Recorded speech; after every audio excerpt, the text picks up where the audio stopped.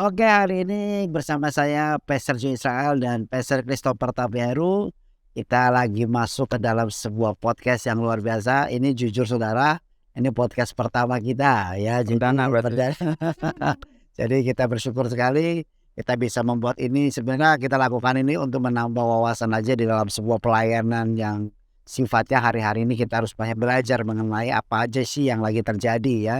Dan terima kasih Pastor Christopher Tapiheru, ini sahabat saya bisa hadir tempat ini. Thanks for having me. Jadi berkat buat kita semua. Nah kita akan belajar hari ini atau kita akan membedah sebuah hal yang sangat unik, yaitu tentang sekte ya. Karena kita tahu bahwa hari-hari ini ada begitu banyak perkembangan sekte di dunia ini. Salah satunya yang paling viral adalah sekte yang ada di Korea. Mungkin sudah bisa lihat ada di film-film ya. Mungkin sudah ada di dalam film-film tersebut. Dan kita akan pelajari kenapa ini sekte bisa berkembang di negara Kristen yang begitu banyak orang mengikut Yesus. Tapi di dalamnya juga ada sekte yang melenceng ya.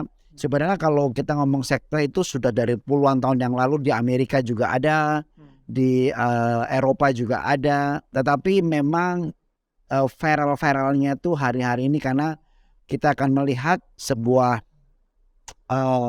fenomena ya yang kita sedang pelajari. Nah kita langsung aja kepada hal-hal yang kita akan pelajari ini. Dan ini biar bisa menjadi sesuatu pembelajaran, membuka mata kita bahwa sebenarnya di sekitar kita ini hidup dalam area yang seperti apa. Apakah memang yang kita lakukan sekarang atau kita hadapi sekarang atau kita ikuti sekarang ini, apakah sudah masuk ke dalam kaidah atau fase yang benar sesuai dengan firman Tuhan ya. Jadi kita sebenarnya membedah ini supaya kita jangan sampai tersesat, karena banyak sekali orang yang tersesat tapi mengatakan dirinya masih baik dan tidak salah ya. Dan itu yang kita pelajari. Oke, Pastor Christopher Tapiheru, thank you ya. Nah kalau kita mempelajari sebenarnya asal muasal orang membuat hal ini tuh apa ya, Pastor? Jadi backgroundnya jadi gini, aku angkat ini tadi Pastor juga sempat nanya kita ngomongin apa yang lagi in ya.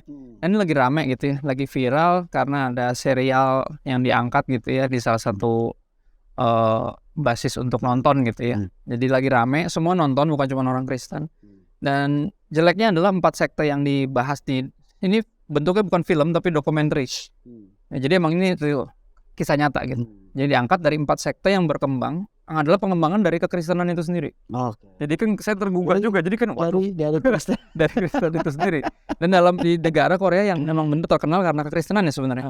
Jadi Korea sempat tahun berapa tuh aku ingat ada yang bilang bahwa ini negara pengimpor penginjil terbesar dunia di eranya gitu. Sebelum sekarang ya akhirnya tentunya terkenal dengan K-popnya kan gitu. Ya mungkin itu jadi reaksi juga ya dari kekristenan yang kerap kali disalahgunakan di sana. Dan 4 sekte yang dibahas ini emang berkembang di sana dalam rentang tahun tertentu. Dan semua pengikutnya nggak sedikit. Besar loh. Iya, dan itu besar. Dan ini benar-benar dokumenter ini mengangkat benar-benar kisah nyata yang bikin kita tuh terbuka pada kenyataan bahwa gini ngeri banget. Maksudnya gimana caranya bisa menyesatkan orang segitu banyak jumlahnya. Gitu loh, kayak menghipnotis. Gini, hipnotis kan nggak bisa berapa banyak orang. Paling cuma 1-2 yang kena. Tapi ini bisa puluhan ribu tuh terhipnotis, tuh kan ngeri banget. Dan aku pikir karena ini lagi rame, beragam juga reaksi orang yang nonton gitu ya. Ada yang kaget, ada yang mual, ada yang muak, ada yang marah, ada yang bingung, ada yang jadi ragu. Tapi ada juga yang dicelikkan bahwa oh iya berarti ini saya mesti sungguh-sungguh nih untuk belajar firman Tuhan sehingga gak gampang disesatkan. Kalau bahasa Alkitab bilang kayak biar jangan kayak anak kecil yang mudah diombang-ambingkan oleh rupa-rupa pengajaran gitu. Biar kita gak kayak bocah gitu loh, biar dewasa. Tapi sebenarnya kalau kita pelajari yang membuat orang itu bisa melenceng itu kan gak usah lihat nih ya. Kemarin saya sempat lihat kisah-kisah orang-orang yang mengalami kepemimpinan yang distortion. Ada Hitler, Idi Amin, ada Hussein gitu ya. Dia bukan sekte. Tapi kalau saya lihat latar belakang mereka melakukan itu terjadi karena masa kecil mereka kepahitan dengan apapun yang dialami lah ya. Nah, apakah bisa disangkut pautkan orang-orang yang menjadi pemimpin sebuah sekte ini bisa membuat itu misalnya karena latar belakang yang pahit atau kepahitan dengan gereja, atau mungkin dia memang kepenuhan roh setan, kerasukan gitu lah ya bahasa. kerasukan misalnya, Sampai kerasukan segitunya.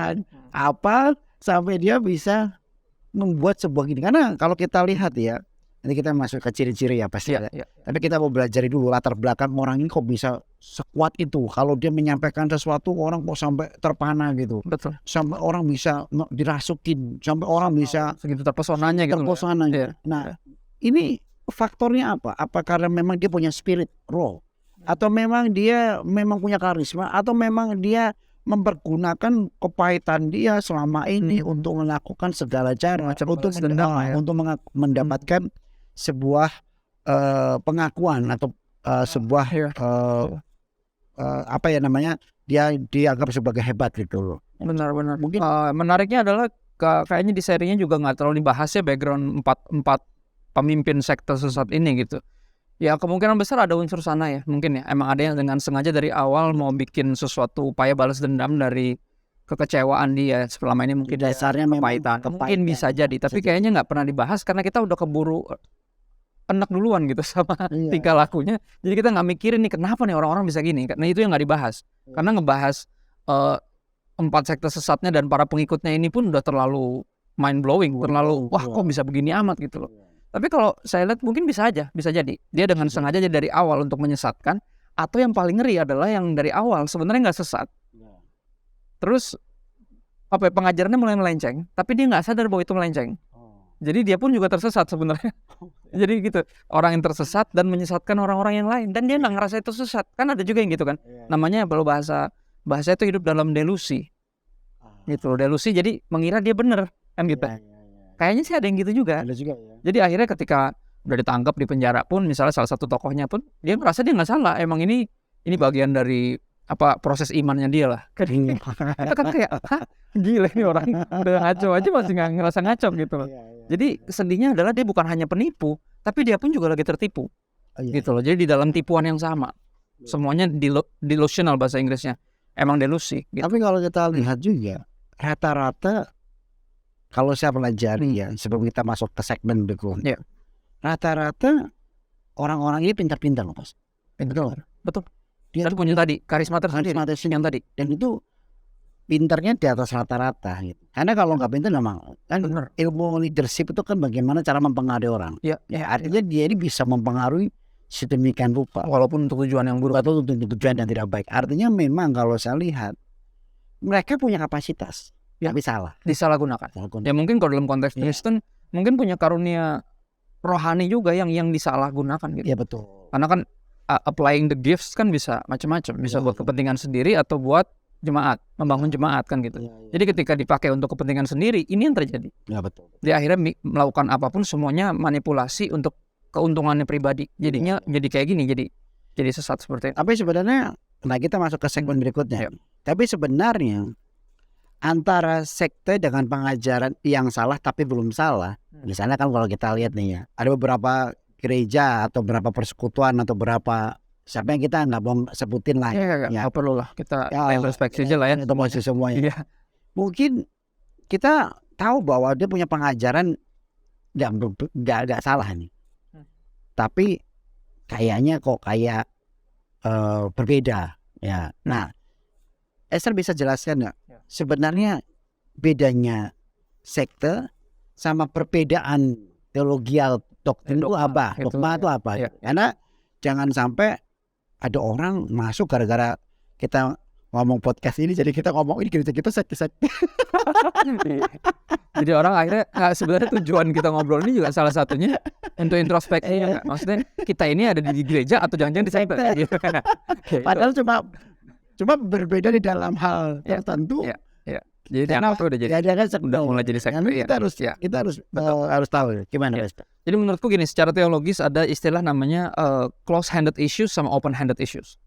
Jadi close-handed tuh yang kita harus sepakati bersama. Kalau kita nggak sepakati bersama atau kita melenceng dari sana, itu masuk kategorinya kalau bahasa Inggrisnya tuh udah mulai masuk kategorinya penista. Penistaan. Ya. Jadi misalnya contoh gini, yang close-handed tuh gini. Alkitab itu ini, Yesus itu Tuhan. Ya, tapi Nah itu nomor satu. Itu udah pasti lah, kita mau apapun aliran kekristenannya, apapun denominasi gerejanya, bisa itu udah pasti setuju. Ya. Ya dong, Yesus Tuhan. Oke, itu nomor satu. Itu close handed, nggak diperdebatkan, nggak boleh, nggak boleh. Ya. Kedua adalah Alkitab itu firman Tuhan. Ya, firman Tuhan. Ya dong, Alkitab itu firman Tuhan, nggak boleh diperdebatkan itu. Ya baru berikutnya Tuhan itu Trinitas. Tunggal. Bapa, Putra, dan Roh Kudus. Semuanya mengakui itu. Ya, betul. Kalau udah mulai nggak mengakui tiga itu yang close handed, berarti udah mulai keluar tuh, udah mulai mau bikin sekte tuh. Ya udah mulai. Oh, jadi udah bikin sekte. Iya, udah mulai sesat tuh. Karena udah mulai, misalnya contoh di dalam sekte sesat ini kan yang paling menonjol adalah apa? Pendirinya atau si tokoh utamanya bilang dia Tuhan. Bukan Yesus, tapi Tuhan itu dia. Oh, itu yang memang harus kita perhatikan. Itu kan udah Baik, dengar nih ya. Kalau ada sampai di dalam gitu. Sampai ada orang yang mengaku sebagai Tuhan itu kan Sengaja Tuhan. Berarti sekte gitu ya, Mas. itu udah ngaco lah maksudnya. Iya. Dan ironisnya adalah di keempat sekte yang dibahas ini, di serial yang lagi ngetren ini, lagi viral, mereka ini semua mengaku Tuhan, empat-empatnya. Tapi kok ada aja yang ngikut gitu loh, aku bingung. Oh gitu. Ya, ini kita lanjut lagi ya. Namanya close handed issues, isu yang nggak boleh diperdebatkan. Sama itu ya. Tiga kebenaran tadi. Keselamatan di dalam Yesus. Ya itu udah pasti lah. Itu kan ngaruh akan Alkitab firman Tuhan. Betul. Yesus bilang dalam Alkitab, akulah jalan kebenaran hidup, nggak ada yang sampai kepada Bapa kalau nggak lewat aku. Berarti kan itu masuk dari kategori Alkitab firman Tuhan. Jadi itu tiga tuh. Yesus Tuhan, Alkitab firman Tuhan, Tuhan itu Bapa, Putra, dan Roh Kudus. Nah berikutnya ada namanya open handed issues yang bisa diobrolin. Misalnya contoh liturgi ibadah. Itu bisa diobrolin, tergantung kan kadang mostly selera, ya kan.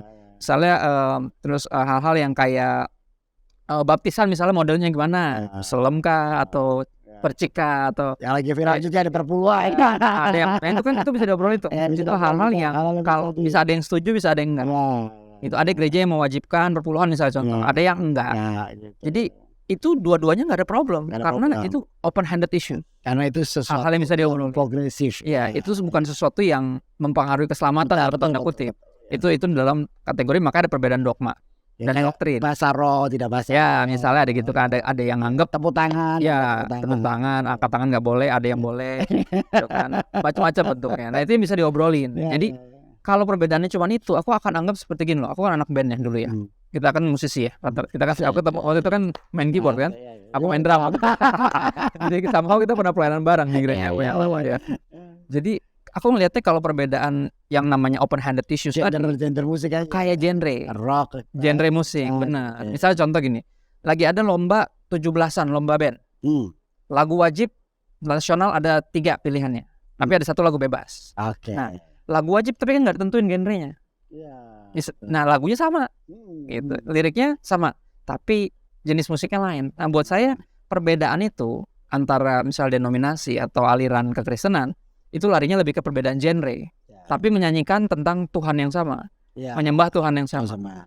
Kita menjunjung tinggi, mengagungkan, mengabdi sama Tuhan yang sama, gitu. Jadi itu harusnya nggak bikin kita berantem, harusnya. Itu kalau Rasul Paulus bilang kayak perbedaan anggota tubuh lah.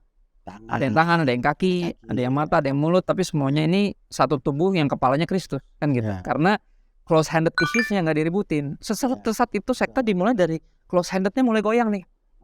Tuhannya udah bukan Yesus lagi, tapi pendiri sektenya itu kan ngeri banget. Nah tapi pertanyaan saya, yang menjadi sebuah pertanyaan besar yang saya kadang-kadang menggelitik dalam hidup saya ini ya. Ini kan udah bertahun-tahun orang mengenal Yesus Tuhan. Betul nggak? Dari kecil gitu. Misalnya pastor, tahu tuh Yesus Tuhan. Tapi kok dalam perjalanannya waktu, ini sekte kan banyak nih. Kalau saya perhatikan bisa puluhan ribu kalau nggak salah ya, ribuan gitu. Dia bisa tergoyahkan dengan isu bahwa ada orang yang menggantikan posisi Tuhan. Nah, pertanyaan saya nih, gimana bisa sampai situ ya? Itu dia. Itu dia. Kayaknya ya kalau saya perhatiin gini loh, mereka pun disesatkan dengan ayat-ayat firman Tuhan, ayat-ayat Alkitab loh, disesatkannya. Ironisnya tuh gitu. Kayak misalnya yang paling nomor di episode yang pertama deh, si JMS itu, ya nama penyesatnya itu si JMS itu, pengikutnya itu, jadi dia menyesatkan orang-orang itu pakai ayat-ayat tentang kejatuhan Adam dan Hawa itu dalam dosa. Jadi itu pendekatannya secara seksual. Jadi karena jatuhnya secara seksual, jadi pemulihannya juga harus secara seksual. Ngeri banget kan? Waduh. Dia tuh bener-bener, wah kacau banget. Dia targetnya itu pokoknya semacam merawanin 10.000 perempuan. 10.000. Ngeri nggak tuh? Dan pengikutnya 30.000. Dan pengikut laki-lakinya sampai bisa segitu terhipnotisnya sampai ngelindungin si James ini. Ngeri banget kan? Padahal udah masuk. Padahal dia ngaco. Kriminal Dia juga kan masuk. pemerkosaan dan pelecehan. Wah, gila, pokoknya ngaco banget deh. Tapi dia pakai firman Tuhan loh. Itu yang ngeri. Berarti kan yang disesatkan nih orang-orang yang sebenarnya Kristen juga. Yang mungkin tapi gini, kemungkinan besar nggak belajar doktrin-doktrin yang penting dalam kekristenan gitu loh. Jadi bisa digoyangin. Kayak cuma sekedar tahu-tahu aja gitu loh. Tapi itu dia mengaku dia Tuhan tetap.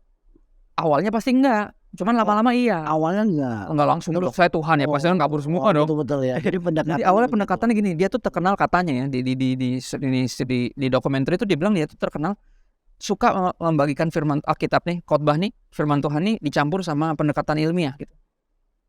Gitu loh, digabung. Jadi meyakinkan orang jadi kayak wah bener banget nih gitu-gitu. Jadi lama-lama kebawa tuh. Tapi dia punya Alkitab sendiri nggak? Enggak, pakai Alkitab yang sama, cuman selalu pendekatannya ditambah-tambahin pakai penemuan apa dan segala macam. Jadi bikin orang tuh jadi yakin gitu. Ya itu tadi kemampuan untuk meyakinkan orang tadi. Jadi itu ternyata itu terus digambarkan, diceritakan bahwa nih orang itu sebenarnya dia ngakui dia nggak terlalu pintar. Jadi dia bilang nih kalau bukan Tuhan saya nggak mungkin bisa ngajar gini nih gitu. Jadi orang terpukau, wah nggak terlalu pintar tapi bisa yang gitu-gitu. Jadi disesatkan itu perlahan tapi pasti gitu. Tapi kemungkinan besar ya kalau saya perhatiin fenomenanya bahkan keempat sekte ini ya tadi kenapa orang bisa dengan mudah, yang pertanyaan Pastor Joy tadi, gimana orang bisa dengan mudah disesatkan gitu loh, yang tadinya udah tahu dari kecil Kristen ya kan, tahu-tahu dikit lah tentang firman Tuhan ya tadi karena nggak belajar doktrin-doktrin yang penting ya. Pertanyaannya selalu sederhana, gimana kita bisa mengenali yang salah kalau kita nggak tahu yang benar kan gitu. Ya kan kalau kita benar-benar tahu yang benar dan apa ya, iman kita solid. Iman kan timbul dari pendengaran akan firman Tuhan.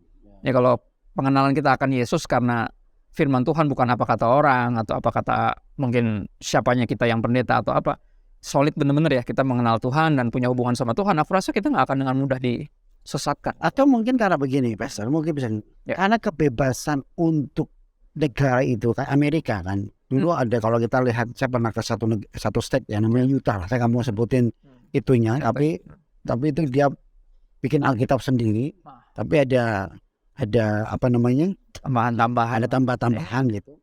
Nah singkat cerita dia mengatakan dirinya Tuhan. Nah jadi itulah. Tapi luar biasanya itu satu state agamanya semua sama. Gitu ya, sampai segitunya ya menyesatkan satu state.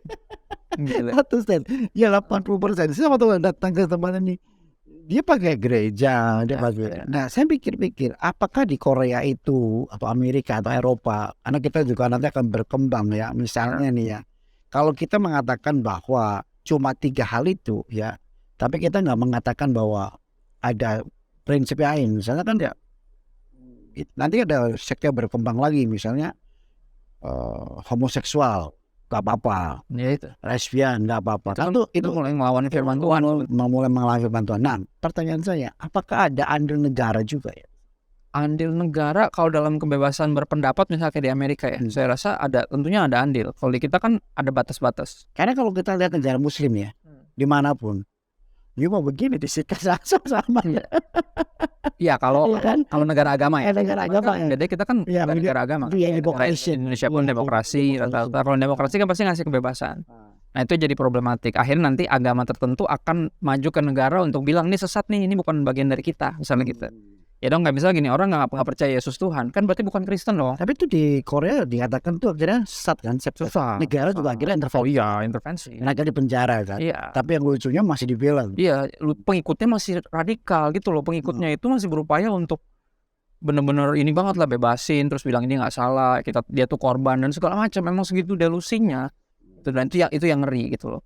Nah yang aku lihat ya, kita balik lagi ke pertanyaan tadi, kenapa bisa mulanya di kekristenan gitu ya, baca Alkitab benar-benar tapi sampai bisa disesatkan gitu ya. Tadi pertama nggak belajar doktrin yang penting dalam kekristenan, nggak tahu kebenaran sehingga ketika dikasih yang ngaco nggak berasa gitu.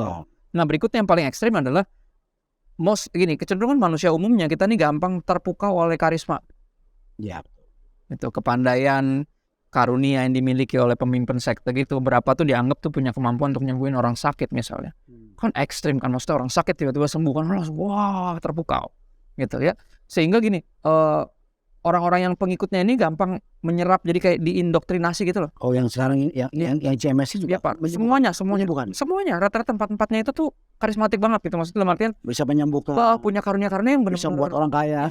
ekstrim lah pokoknya, ya kan? Dan akhirnya gini, mereka nih makin terpukau sehingga nggak ngelihat secara objektif lagi loh si kebenaran itu. Ya. Jadi mereka tutup mata karena ini orang udah pasti benar nih, makanya dia bikin keajaiban. Tapi di Alkitab pun dibilang kan, bahkan iblis pun punya karunia, istilahnya si binatang buas itu pun punya karunia untuk yang seperti itu.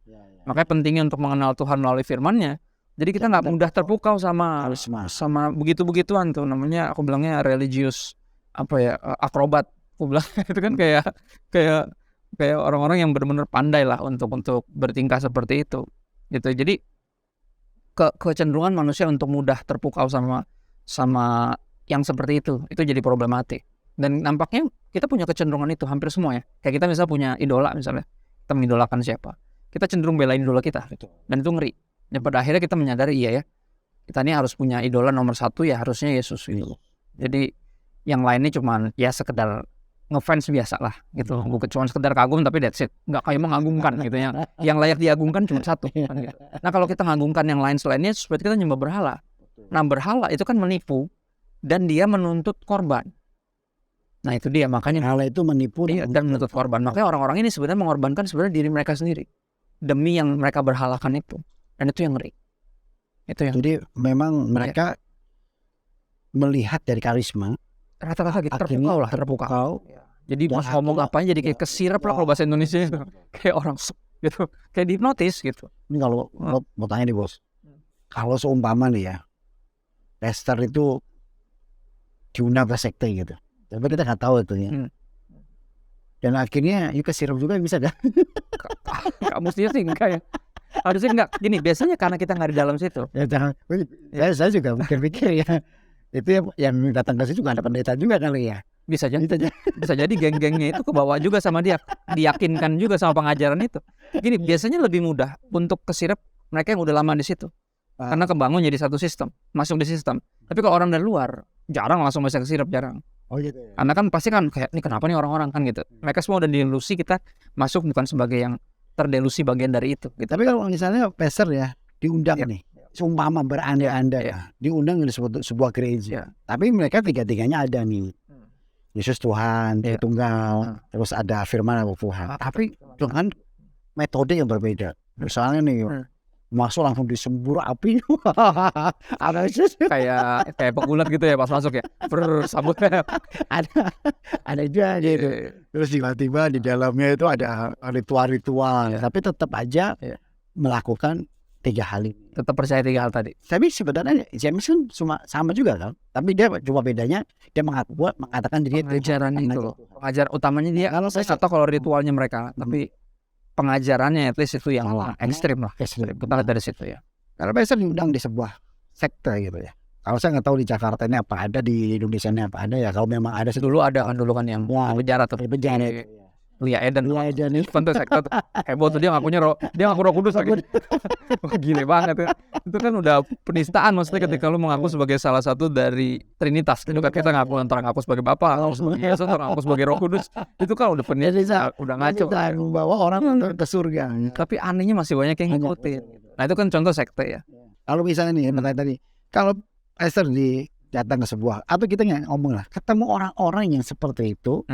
Dan Tuhan kasih ke kita, orang-orang datang ke kita, dan mereka tetap percaya ya. Bagaimana tuh supaya kita bisa membuat mereka tuh pulih ke pengajaran yang ya nggak ada jalan lain ya, discipleship ya. Karena ini kan kalau udah apalagi kita tarik keluar ya, udah kandung di dalamnya tuh udah ngelotok tuh kan ngeletekinnya susah. Lebih susah itu. Bener. Susah sekali. Ya misalnya ada temanku dulu ya, berapa yang aku waktu itu pernah injilin kan dulu backgroundnya saksi Yehova. Yehova tuh kan masuknya sekte. Oh gitu. Iya dong kan, nggak percaya Yesus Tuhan. Ya. Tapi kan baca Alkitabnya katanya sama. Walaupun Alkitabnya ada catatan kakinya kan.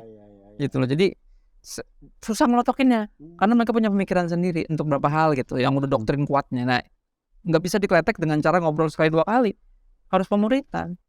Harus kalau bahasa kalau dalam dunia narkoba gitu ya, namanya tuh detox. Kayak semacam rehab tapi pakai sistem detox. Jadi yang bagus, yang benar masuk, sehingga yang ngaco pelan-pelan tuh terdorong keluar gitu. Dan itu yang aku lihat emang caranya nggak bisa nggak dimuridin. Nggak mungkin cuma sekali 2 kali atau sekali penginjilan kita ngobrol sekali terus dia langsung, nggak bisa. Karena mereka tahunan kan diindoktrinasinya kan tahunan. Dari tahun berapa itu yang CMS? Wah, aku nggak terlalu ngikutin di situ kayaknya. Lebih dari lama dia kan dihukumnya aja 10 tahun. Oh, berarti lebih Iya kan, 10 tahun. Lama banget. Dia dihukumnya aja 10 tahun sampai sekarang katanya masih ada, sektenya masih rame. Gitu, dan itu cuma satu dari sekian banyak lah ya. Tapi kita tahu di setiap agama pun sebenarnya juga ada sekte-sekte juga yang melenceng dari yang dipercaya, disepakati bersama gitu ajarannya, keluar udah mulai ngaco gitu. Dan yang nggak menutup kemungkinan bukan cuma dalam kekristenan, cuman dalam serial ini ironisnya yang dibahas kan yang dibahas dari kekristenan. Jadi aku pikir gatal banget kita nih mesti ngomongin nih, kalau nggak semua orang lihat kayak wah Kristen sekte nih. Enggak juga maksudnya. Karena yang membahayakan itu adalah gini loh, nggak tahu perbedaannya, nggak tahu pemisahnya. Itu. Karena saya kan kemarin ketemu satu orang, dia bilang sama saya, ya, wah Pijing, that gereja sesat nih. Sesat dari mana? Dia bilang gitu. Ya, masa pakai asap-asapan gitu. Penyembahan apa asap dupa gitu. Padahal gereja Timur Tengah pakai dupa semua. Iya. Terus saya bilang kamu nggak bisa mengatakan itu langsung sekte. Makanya kenapa kita bikin podcast ini supaya kita sadar ada yang membedakan. Tadi kita bagus tuh Pak Christopher tadi bilang bahwa salah satu yang membahayakan adalah dia menyatakan diri Tuhan. Gitu. Yang membuat perbedaan dan firman Tuhannya melenceng ya. Bukan firman Tuhan. Jadi kalau kita lihat sekarang ini kemajuan sebuah zaman, Pastor ya. Misalnya kita kan lihat 2023 ya. 10 tahun lagi kita nggak tahu. Perkembangannya kan ini sangat cepat, luar biasa. Apalagi anak muda ini sekarang semuanya kan sudah punya sosial media semuanya. Punya akses lah ya kepada perkembangan. Nah, sebenarnya apa yang harus kita omongkan untuk generasi kita? Jangan sampai mereka ini jatuh lagi seperti yang lain. Karena kita nggak tahu. Terus belajar dari semakin orang pintar, semakin orang pintar, semakin bisa bikin sekte. Betul memang setuju. Nah, yang coba Pak sampaikan apa sih sebenarnya yang kita aku kutip dari perenungan temanku ya. Temanku namanya Elia ada Adi. Elia ada Adi ini temanku dan perenungannya bagus banget. Dia juga nulis artikel tentang serial yang lagi viral inilah. Dia bilang ada 2 yang bisa dipelajari. Yang pertama sebagai jemaat kita. Sebagai jemaat kita yang pertama tentunya kita harus kenali ya Injil yang benar. Dengan cara benar-benar baca Alkitab sungguh-sungguh. Itu dan dengan jangan malas gitu, jangan asal ya jemaat baca Alkitab sungguh-sungguh, niat untuk belajar, tafsirkan sesuai konteks, jangan anti doktrin tapi doktrin dipelajari dengan benar gitu. Kenapa kita ikutin sekolah Alkitab lah? Kalau bisa sekolah ya kan nggak semua punya akses. Kalau sekarang udah punya akses, kita bisa belajar internet pakai yang benar, jangan buat pakai yang aneh-aneh gitu ya. Terus ikut kelas pendalaman Alkitab yang benar di gereja lokal masing-masing. Ya jangan cuek ketika dikatekisasi atau disuruh belajar pokok-pokok iman Kristen tuh jangan males gitu loh. Itu nomor 1, itu buat para jemaat. Yang berikutnya sering nongkrong lah. Ya main sama mungkin teman-teman yang beda gereja, beda aliran gitu. Jangan cuma nongkrong sama yang itu doang gitu. Kalau gampang kegiring karena kan jadi eksklusif. Karena waktu saya baca artikel di YouTube itu ada seorang bapak terpisah dengan anaknya. Nah itu keluar itu. Ya kan? Nggak tahu anaknya udah pada masuk sekte. Ayo sekte. Ya kan? Nggak tahu. Bapaknya mau ketemu anaknya ini nggak bisa. Akhirnya polisi lah datang. Tanya sama anaknya. Gitu. Kenapa kamu nggak mau tahan bapak kamu? Tahu jawabannya apa? Anaknya jawab, apa saya nggak menghargai apa yang saya ikuti? Nah itu ya karena kan sesat. Ya, bapaknya juga pasti marah kalau tahu lu ikut itu kan. Saya bilang ini loh, kadang-kadang kasihan juga loh ya. Iya. Kita ini sekarang di lingkungan atau situasi yang sangat mengerikan. Di dalam gereja pun bisa jadi sekte. Di luar gereja pun pergaulan untuk kita mengerikan juga. Bukan hanya karena anak nggak ketemu orang tua karena sekte, bisa juga karena pengaruh narkoba juga. Pergaulan bebas. Ya. Saya punya teman itu tiba-tiba anaknya udah jatuh ke dalam LGBT Pak. Dia nggak mau pulang. Oke. Itu. Ya. Dia jadi seorang yang itu. Nah ini yang kita harus sampaikan kepada generasi. Sebenarnya kita ini sekarang di posisi yang sangat krusial. Iya. respon kita ya tadi, kita baca Alkitab kan untuk mengenal Tuhan. Pada akhirnya kalau Tuhan bilang ini nggak boleh, ya jangan kita tabrak dong. Kalau kita tabrak, ya kita rusak sendiri sebenarnya. Jiwa kita ini diciptakan sebenarnya untuk Tuhan. Makanya kita punya kecenderungan dalam tanda kutip mentuhankan. Kita ini worshipper sebenarnya. Jadi makanya dengan mudah kita akan mencari yang memukau kita anggap nih sebagai yang wah nih yang maha nih. Gitu loh. Cuman kan kalau itu bukan Yesus, bahaya. Yang kita belajar dari pergerakan misal komunisme deh. Komunisme itu kan gini, dia pengen komunitasnya. Kayak gereja mula-mula itu kan communion. Kata komunis kan dari communion. Oh, Bersatu. Tapi gini, mereka pengen persatuannya, tapi nggak mau Tuhannya. Gitu loh. Akhirnya apa? Tiap gerakan komunis pasti mentuhankan satu orang. Gitu loh, tokohnya. Nah, ketika tokoh itu dijadiin Tuhan, dia kan bukan Tuhan, pasti rusak semua. ya kalau kita lihat dulu Gak ada yang jalan. Kan negara komunis itu banyak kan pecah-pecah terus sekarang. Karena gak ada yang bisa jadi Tuhan selain Tuhan sendiri. Gitu. Ketika manusia dituhankan, sekte yang jadi. Gitu ya. Gitu. Jadi buat aku, ayolah kita baca Alkitab sungguh-sungguh, kenali Tuhan dari situ. Jangan cuma baca asal biar tahu, nambah pengetahuan, tapi kenali Tuhan sehingga kita bisa setuju sama kehendaknya. Kita nggak keluar dari kehendaknya, sehingga kalau ada yang aneh-aneh kita bisa langsung bedain. Gitu. Ya terus berikutnya masih buat para jemaat gitu ya, para orang-orang Kristen khususnya yang nonton ini jadi goyah gitu kan, waduh gimana nih, jangan-jangan gue di sekte kan gitu. Ya kita harus gini, yang berikutnya jangan gampang terpukau sama tanda-tanda yang kelihatan. Yang tadi misalnya mujizat atau apa tuh jangan gampang terpukau ya. Maksudnya kita lihat hati-hati aja, kita lihat ini orang bener nggak buahnya nih ya, karena kan kadang bisa aja cuman sekedar dalam tanda kutip kayak orang misalnya gini deh, punya seperti sixth sense misalnya. Nah sixth sense kan bisa jadi karunia dari Tuhan, bisa jadi pure emang bakat mengertikan secara, dukun juga punya sixth sense semua gitu. Cuma kan kalau yang dari Tuhan ini kan pasti nggak akan membawa orang kepada si dukunnya dalam tanda kutip hamba Tuhannya. Kayak kalau dukun kan narik pengikut. Tapi kalau hamba Tuhan ini kan enggak, kita bawa orang ikut sama Yesus. Iya, kembalikan ke Tuhan. Dia memuliakan Yesus. Dia atau dia berfokus sama dirinya sendiri. Nah itu yang ngeri itu. Itu kita bisa lihat ciri-cirinya sebenarnya. Nah makanya jangan gampang terpukau sama yang kayak gitu-gitu. Pokoknya intinya gini nih, kalau bukan Tuhan Yesus di atas segala-galanya, jangan. Nah berikutnya lagi, ya harus para pemimpinnya. Kadang kan di tiap jemaat juga ada pemimpinnya juga, dan yang dipimpin juga harus punya hati yang lemah lembut dan rendah hati untuk ditegur terus diingatkan. Misalnya karena gini, ketika kita udah ngaco kan kita perlu orang lain untuk ngingetin. Kita berpikir kita belum ngaco kan gitu. Kita bisa udah mulai sesat, kita nggak nyadar, tapi perlunya orang lain, perlunya komunitas. Dan kita harus mau ditegur ketika orang bilang, hey lu mulai gini nih gitu. Kita harus dengar hati, oh ya gitu ya, oke thank you ya udah nggak stop gua.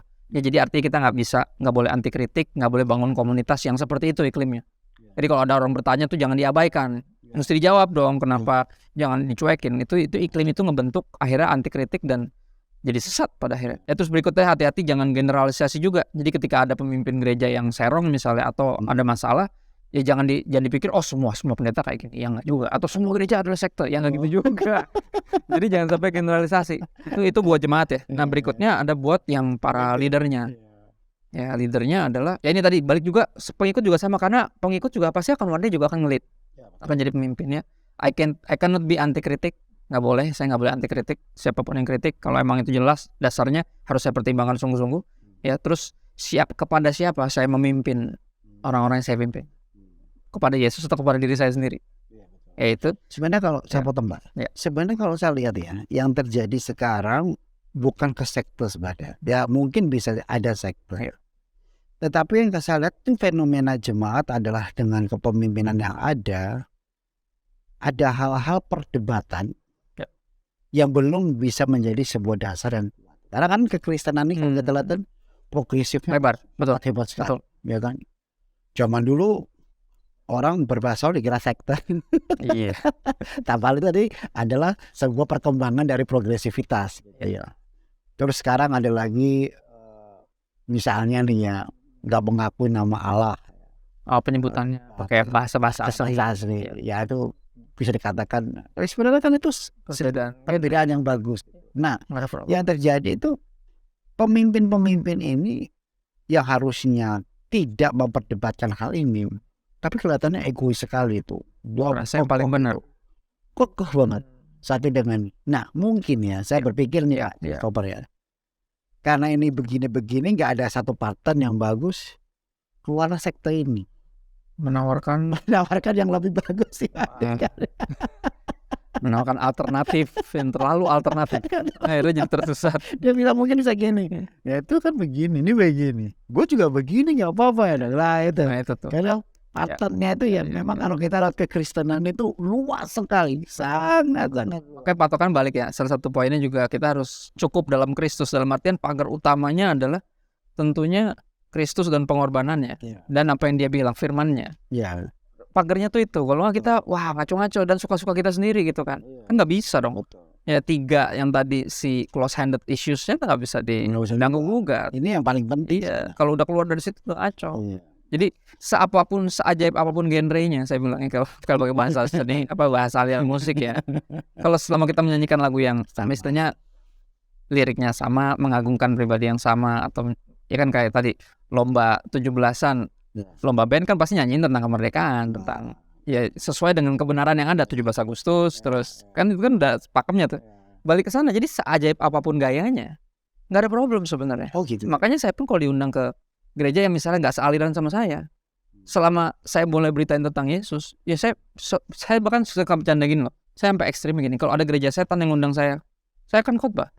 Saya khotbah tentang Yesus. Kapan lagi mereka dengar? Betul. Ya dong. Nggak ada problem buat saya. Orang suka bingung, ngapain lu kok mau lu sih diundang ke gereja itu? Kalau gereja setan itu sekte ya, Pak? Udah langsung. Ya udah pasti lah. Yesus malah hina. Tapi sampai sekarang saya belum bisa menemukan tuh.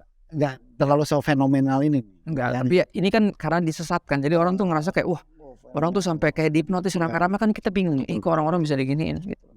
Ya, jadi nonton beginian juga akhirnya membuat saya sebagai apa saya sebutnya untuk tokoh agama lah ya. Kita kan larinya posisinya tokoh agama karena pendeta kan. Saya juga ngelihat bahwa gini, saya harus menyadari bahwa saya ini pendosa gitu loh. Renungan saya personal sebagai pemimpin ya. Kalau tadi kan buat para jemaat. Nah ini sekarang yang buat pemimpin gitu, saya pendosa. Artinya saya bisa jatuh juga gitu. Kayak setiap kita bisa, bukan cuma mereka yang semua pasti bisa. Kita harus lebih hati-hati. Ya, dan mesti punya orang-orang yang punya akses buat menegur kita kalau kita udah mulai ngaco. Gitu loh. Berikutnya tadi, surround myself with people who watches and pray over me. Ya kita taruh orang-orang benar-benar harus ada dalam suatu komunitas yang sehat, di mana kita ada orang-orang yang kalaupun kita di atasnya ada orang-orang yang benar-benar support kita untuk pokoknya kalau ada gue udah mulai aneh, lo jangan ragu untuk tegur gue. Lo punya akses buat itu. Itu kita semakin banyak orang menegur kita semakin baik. Banyak yang jagain kita, banyak yang doain kita, dan jangan juga cari cuman orang-orang yang yes man lah sama kita. Kita ngapain dia yes juga, itu jadi sekte juga lah dia. Jangan cari orang-orang yang belum tentu setuju sama kita, tapi support gitu. Ya.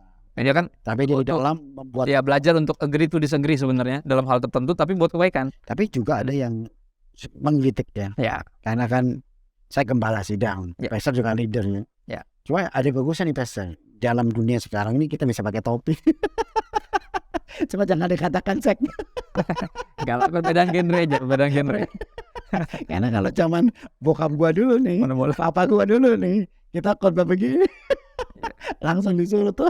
Karena kan tuh hal-hal yang sifatnya bukan esensi, yang diributin kan, itu kan selera. Ya, itu kan beda ya. Kalau yang penting selama kita pengajarannya beres, perbedaan gaya buat aku nggak ada problem. Ada kayaknya kalau present khotbah pakai sobek-sobek juga.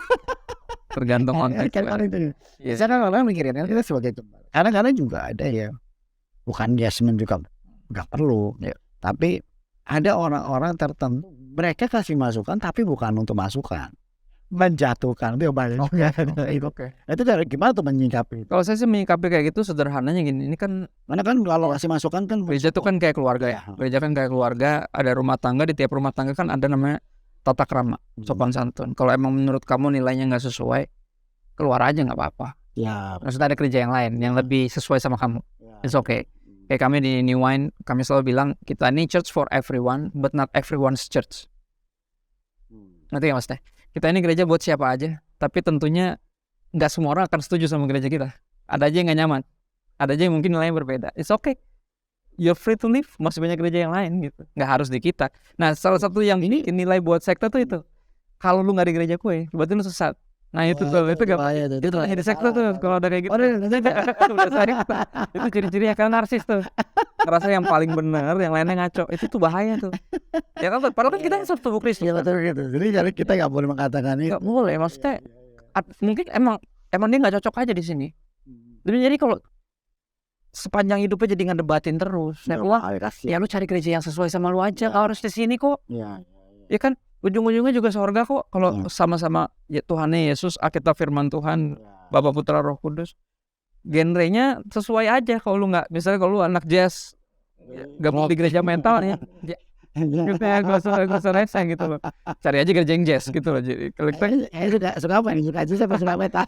saya ya kurang lebih suka ya agak yang keras-keras. Dari ininya ketahuan. Ada juga doktrinnya juga yang keras-keras, pengajaran yang keras ya sih. Cuman bukan pengajaran yang ngaco ya dong. Jadi itu sih hal-hal yang bisa kita pelajari. Dan tadi ya, Preston Joyce sempat kutip bagus. Kita harus belajar dari sejarah. Jangan sampai kita ngelihat ini kebingungan, tapi nanti di kemudian hari kita jadi salah satu dari yang kayak sana. Jangan sampai tertipu lagi lah. Biar fenomena ini jadi sebuah pembuka mata. Kita ngeliat bahwa ternyata nih banyak banget sebenarnya yang bisa jadi sekte kalau nggak saling menegur, nggak saling nongkrong. Ya kan kadang kita kan kalau nongkrong kita menyadari, oh gue udah mulai ngaco nih gitu. Ketika kita ketemu mungkin hamba-hamba Tuhan yang lain yang masih Maka saya mau katakan pentingnya sebuah tudung ya Pak. Exactly. Ya kan? Kadang-kadang tuh yang membuat sekte itu bisa jadi sekte beneran. Karena jangan ada tudung. Nggak ada. Dia paling atas. Paling atas. Dia ngerasa paling atas. Nah kita nih, saya tuh selalu ajarin kepada jemaat, pengerja, jangan mengatakan tudung saya langsung Tuhan. Nah itu problem tuh. Benar. Itu orang, tudungmu langsung Tuhan. Nah terus gua ini apa? kita Karena dia merasa bahwa hebat. Betul. Punya akses sendiri langsung ke Tuhan. Dengan cara dia akhirnya kita tegur dia, akhirnya dia bisa kembali lagi. Jadi ya dengan dokumenter kisah nyata ini membuka mata kita, yang menyadarkan kita tadi. Ya. Jadi 2 pertanyaan terakhir lah yang mesti direnungin lah ya, dari obrolan kita. Yang pertama, sebagai hamba Tuhan, ya mungkin yang lain yang kita gini, semua orang Kristen hamba Tuhan sebenarnya. Ya kita coba bertanya di dalam diri kita nih, kita masih hamba Tuhan atau udah jadi Mesias palsu gitu loh. Ketika kita berpikir kita yang bisa nyelamatin orang. Karena yang nyelamatin orang sebenarnya Tuhan, bukan kita. Betul. Kita ini pembawa berita sukacita bahwa kita udah diselamatkan. Kita penginjil. Kita bukan Injil itu sendiri. Injil itu adalah God is the gospel, Yesus Kristus gitu. Jadi sebagai hamba Tuhan kita mesti bertanya, kita masih hamba Tuhan atau udah mulai jadi Mesias palsu? Ya, terus yang kedua, kita ini masih gereja atau udah jadi sekte? Nah itu. Kita harus dengan jujur bertanya. Ya dong? Karena ciri-cirinya cukup jelas kok. Cukup jelas ketika tadi kan ngerasa udah paling benar. Kalau lu nggak di gereja gua, nih ada berapa yang aku bisa baca ini, bagus nih perenungan temanku nih. Mungkin penutup lah ya. Boleh. Dia bilang gini, berapa banyak di antara kita yang punya fanatisme terhadap kelompok kita sendiri? Kalau belum gereja di tempat kita, rasanya orang lain tidak bergereja di tempat yang tepat. Misalnya contoh satu, narsisme tuh, merasa paling benar. Atau lebih buruk ini, pernah dengar nggak? Kalau keluar dari kelompok ini, kamu keluar dari rencana Tuhan. Nah itu tuh ada yang gitu-gitu. Kamu akan terkutuk. Kamu akan mengalami musibah. Mau keluar, bye-bye misalnya gara-gara pindah rumah, misalnya, jadi pindah gereja, tiba-tiba, kalau lu keluar dari gereja ini lu nggak akan diberkati. Misalnya itu kan udah mulai ngaco kan. Itu berikutnya misalnya, berapa banyak yang cuma mau datang ibadah kalau yang khotbah pendeta favoritnya doang misalnya. Nah itu kan problematik juga tuh. Itu berarti kita mulai mengidolakan orang sampai di level yang nggak semestinya. Ya. Berikutnya misalnya, berapa banyak di antara orang Kristen yang nggak mantap kalau belum didoain sama pendeta misalnya. Padahal kan bisa doa sendiri juga. Ya walaupun kita dituntun untuk berdoa, ada orang yang nggak bisa berdoa. Ya ada. Dan Tuhan yang suruh kita saling mendoakan. Tapi kan nggak harus mendewa-dewakan. Pas pandemi kemarin kita nggak bisa ketemu orang. Bagus itu sebenarnya. Pas lagi ada nilai bisa berdoa sendiri, kata Tuhan ya ayo doa sendirilah kan gitu. Nggak usah terlalu ketergantungan sama pendeta. Kita kan harus ketergantungan nomor satu sama Tuhan. Ya. Terus atau berikutnya misalnya, kita punya kegiatan rohani misalnya, apakah membuat orang yang terikat di dalamnya gitu ya, yang ada di keluarga rohani kita nih jadi melalaikan tanggung jawab mereka misalnya jadi yang tadinya mestinya sekolah jadi nggak sekolah. Itu bahaya. Ada ya kan, yang mestinya berbakti sama orang tua jadi ngelawan orang tua. Nah itu tuh mulai sekte tuh. Terus komisi hubungannya nggak baik. Nah itu jadi problem tuh. Ya. Dulu ya kerja demi melakukan kegiatan rohani. Jadi pelayanan ini jadi kayak bikin orang tuh jadi kayak terhisap dari tanggung jawab yang secara umum gitu. Nah itu udah mulai sekte tuh kalau udah kayak gitu tuh. Ya. Dan terus berapa banyak di antara kita yang buta dan takut bertanya tentang ajaran yang lagi diajarin dan milih untuk diam terus asal tunduk aja. Nah itu posture nggak boleh sebenarnya. Kita harus ajarin walaupun kita punya submission, artinya bukan penundukan buta dan fanatisme itu. Awal sekte dari situ fanatisme. Kita fanatik cuma sama satu orang hamba Tuhan gitu. Dan tentunya masih banyak yang lain, tapi itu hal yang bisa kita pelajari bersama lah ya. Dan pertanyaan penutup Pak, ini pertanyaan selanjutnya kita akan selesai. Orang-orang ini yang CMS ini masuk surga apa enggak nih? Kalau dia nggak bertobat gimana? Kayaknya berlaku buat kita semua ya. Kalau kita nggak bertobat, Nggak bukan. Iya. Ini kan sekte ini kan kalau dia bertobat atau mungkin apa namanya pengikut-pengikutnya kan puluhan ribu. Iya. Satu sampai mikir ya saya berdoa sama ya kepada buat semua orang, karena emang prinsipnya kan adalah bertobat atau binasa. Dan ini berlaku bukan hanya para pengikut Kita sekte ini, semua. semua kita, termasuk dari apapun dosa Ya, kita. ya, ya. Karena semua kita pun punya kesalahannya. Mereka salah percaya, ya kan, kita juga mungkin salah hidup kadang, Ya. nggak menghidupi apa yang kita percaya, Ya. bisa juga. Pokoknya intinya semua mesti bertobat kalau nggak binasa. Dan kita berdoa biar, ada bahkan mungkin pemimpinnya kalau dia menyadari akhirnya dia salah ini bertobat, bisa bagus. sangat mungkin bisa selamat. Pada akhirnya Ya. kita mesti bertobat. Itu Jadi kalau menurut saya Hmm. dan menurut kita ini sepakat, ayo kalau kalian sudah melenceng masih bisa kembali. Apapun Tuhan masih bisa pulihkan. Betul. Ampuni ya. Betul. Dan yang nonton ini juga bisa mengerti bahwa oh sekarang saya di posisi apa. Ya. Saya rasa cukup ya Pak. Iya. Oke, penonton podcast yang luar biasa. Hari ini kita banyak belajar ya. Jadi saudara bisa belajar nih ya. Kita ini sekarang di posisi apa ya? Apakah kita ini mengikuti sebuah sekte? Apakah agama kita yang cuma berbeda di dalam pemandangan sebuah dogma dan doktrin, dan itu nggak ada masalah. Karena 3 hal ini yang penting disampaikan, bahwa Yesus tetap Tuhan, kita firman Tuhan dan Tritunggal, tidak bisa dilawan. Ya. Jadi kalau ada yang mengatakan dirinya Tuhan, terus mengatakan dia bisa melakukan ini semuanya, menggantikan posisi Tuhan dan semuanya, dan kita terlalu fanatik, itu akan menjatuhkan kita dan kita akan berbahaya. Dan kita akan masuk dalam jurang dan membahayakan hidup kita. Ya, jadi perlu waspada, perlu hati-hati. Ke depan ini akan begitu banyak hal akan terjadi dalam sebuah gereja. Bukan hanya gereja yang kecil, gereja besar juga bisa terjadi. Jadi kita harus waspada, karena bisa jadi akan ada berikut-berikutnya yang tergenapi dan terjadi, karena hari-hari ini adalah hari yang tidak baik ya. Oke, saya rasa cukup, dan kita akan lanjut ketemu di program berikutnya, podcast yang berikutnya, dan biarlah nama Tuhan dipermuliakan. Sama-sama kita katakan semangat. 1, 2, 3, semangat. God bless you.